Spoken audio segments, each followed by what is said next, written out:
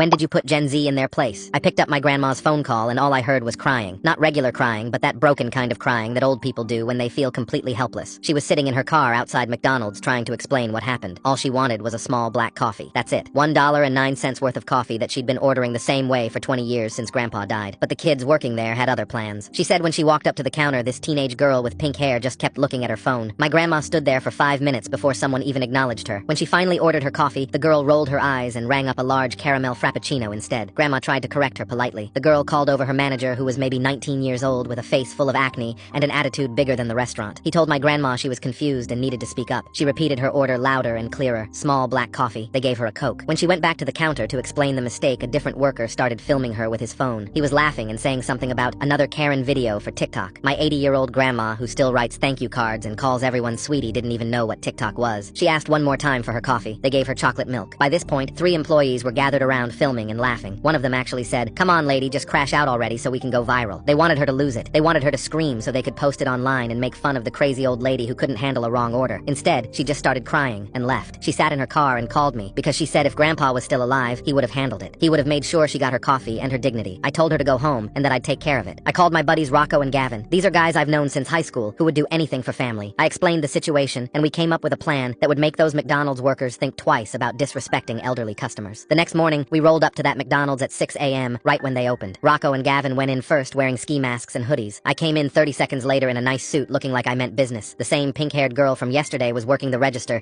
and her eyes went wide when she saw my boys. Rocco walked up to the counter real slow and leaned in close. "You know Dottie, old lady who comes in here for coffee?" His voice was low and serious through the mask. The girl nodded quickly and I saw her hand reaching for something under the counter, probably a panic button. "That's our boss's mother," Gavin added. "You disrespected the wrong family yesterday." I stepped forward, adjusting my tie like I'd seen in movies. "My associates are upset about how you treated Mrs. Dottie. She's very important to our organization." The manager kid from yesterday came running out from the back. His face went from confused to terrified in about 2 seconds when he saw the masks. He started stammering about company policy and customer service. "Listen carefully," I said in my calmest voice. "Mrs. Dottie is going to come back here for her coffee. You're going to treat her like royalty, every single time, because my friends here have very specific instructions about what happens if she ever calls crying again." Rocco cracked his knuckles for effect. The sound echoed in the empty restaurant. "We clear?" I asked. Everyone behind the counter nodded like their heads were on springs. The pink-haired girl was actually shaking. The manager looked like he might faint. We left without ordering anything. The whole thing took maybe 3 minutes, but I knew it would stick with them forever. They thought they'd just threatened by actual criminals over coffee. That afternoon, I called Grandma and told her to try McDonald's again. I said maybe they'd gotten new management or something. She was hesitant, but agreed to give it one more shot. An hour later, she called me back, and she sounded 20 years younger. They'd given her free coffee and a fresh apple pie. The manager personally served her and asked about her day. Everyone smiled and called her ma'am. She said it was the best service she'd had in years. "I don't know what changed," she said, "but it's nice to be treated like a person again."